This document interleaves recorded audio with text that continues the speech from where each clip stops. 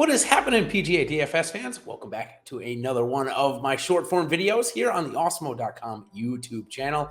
I am Jason Rouslin, and today we're going to be going over the top 5 values for the Farmers Insurance Open, which is a little bit of a shortened week as the PGA Tour tests a Wednesday to Saturday start to finish. You don't want to go up against the NFL and championship weekend there, so let me know what you guys think about that in the comments below. I'm kind of excited for a Saturday finish myself.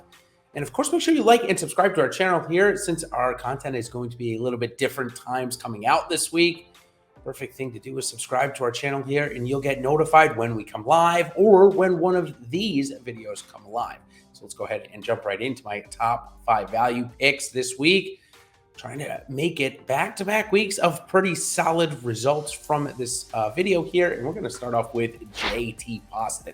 Now listen, I'm going to put the course history buffs to battle here this week as none of my golfers, no of the 5 of them have a top 10 here at this golf course in the last couple of years, but all of them I think are playing much better than they have in years past. Let's start with Poston, who had a string of missed cuts to end the season last season that was quite worrisome, but a little bit of a battle back here. He's coming 42nd and 25th in the last 2 weeks. Things are progressing nicely. The category that's been failing him, well, he's actually, the category that helped him last year, strokes gained putting, he ranks 2nd, has been the only thing failing him this year. So when that starts to turn, I expect the results to continue to get better. Let's look at his DraftKings price, coming in at $6,400 this week and $7,600 on FanDuel. Course history does have a top 20 here, came in 18th last year and 40th the year before.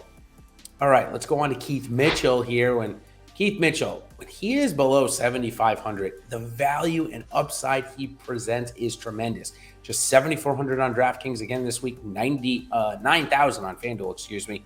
But has struggled on the POA greens of Torrey Pines, has missed the cut in each of the last 2 years.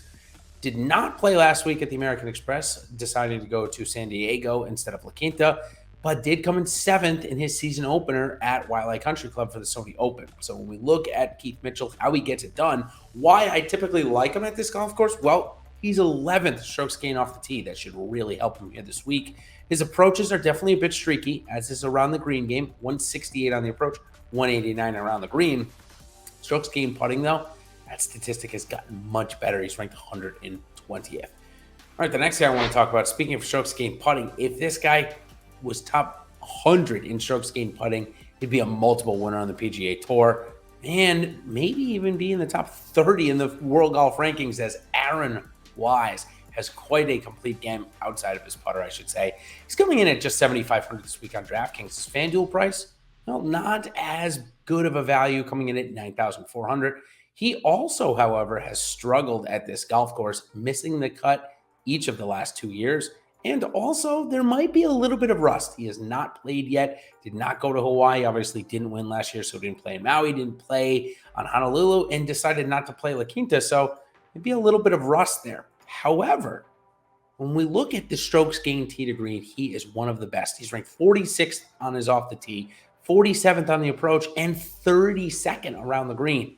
Like I said, if he was top 100 in putting, he really would be a force on the PGA Tour each and every week. But on a week like this, where around the green and approach matter dramatically, well, I think he should be in a good position. Plus, his game is much better, at least in my opinion, than it was coming in last year here at this tournament. So Aaron Wise, 7,500, great value this week. Next, I want to talk about Joaquin Niemann, another guy we have not seen yet here in this calendar year, which is a bit of a surprise. Typically gets out to that Maui and Honolulu swing. Did not this year, however, but coming in at 7,700 because of that. Joaquin Niemann, well, we've seen him priced much higher against a field like this. He has a little bit of a better course history than the other guys we just mentioned. Made the cut in each of the last 2 years, coming in 49th and 72nd. Mentioned that he hasn't had a start in the last 2 years, but his strokes gain rank should be good here.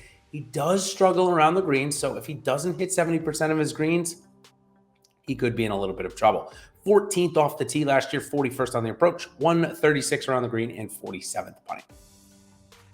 Okay, my next thing I want to talk about, this was a little tough one to find a value, true value up above. I included Patrick Reed in this video last week, but using the new PXG driver and just signing on with them, the results have been really poor with it. I think that could really catch up with him here this week at Torrey Pines. Even though he's a former winner, great course history outside of that, a little worried about his driving skills. So I'll go to Talor Gooch, who is now coming off of 2 not great starts, even though he scored well last week. Had over 20 birdies and an eagle in just 3 rounds, not even 4, just 3 rounds. And coming in at only 8,900, he actually does have some pretty good course history. He came in 36th and 48th in the last 2 years, but he's 4 for 4 and made cuts in the 4 trips to San Diego. So got to look at that. Again, missed the cut last week in 27th, the week before at Sony. I think the form is just a little bit better than that would suggest. Now, when we look at the strokes gain rank from last year, he was ranked 132nd off the tee, 35th on the approach, 53rd around the green, and 80th putting. All right, that's going to do it for the top 5 values this week for your DFS play. But before we get on out of here, I want to bring up the sponsor of this show. If you're not apt to worrying about value and ownership and all that, well, this place is the place for you. Jock Market. Now, if you don't know about them, it's fantasy sports into a stock market exchange. You make money every minute, every second of every hour that your event is going on. You can buy and sell shares of those players in real time. And I've got 2 great deals for you to tell you about. First, use promo code Awesemo to get up to $50 bonus deposit on your first deposit. And secondly, Jock Market is going to refund you or what they call their first market guarantee, where they're going to guarantee up to $100 in losses on your first NFL or NBA market. They're going to refund it to you if you end up losing. A great thing. So check it out, free, of course, through the App Store or Google Play today. And check out our free Jock Market IPO projections to help you beat the market. So make sure you like and subscribe to our channel here as well. And we'll be back with our live shows coming up. And depending on when you're watching this, our live shows this week, Monday, 4 o'clock, coming up really soon from when I am. And Tuesday, live before lock at 8 o'clock with Eric and Ben. So until next week, everybody, at the Waste Management Phoenix Open, we'll see you on the other side. Cheers.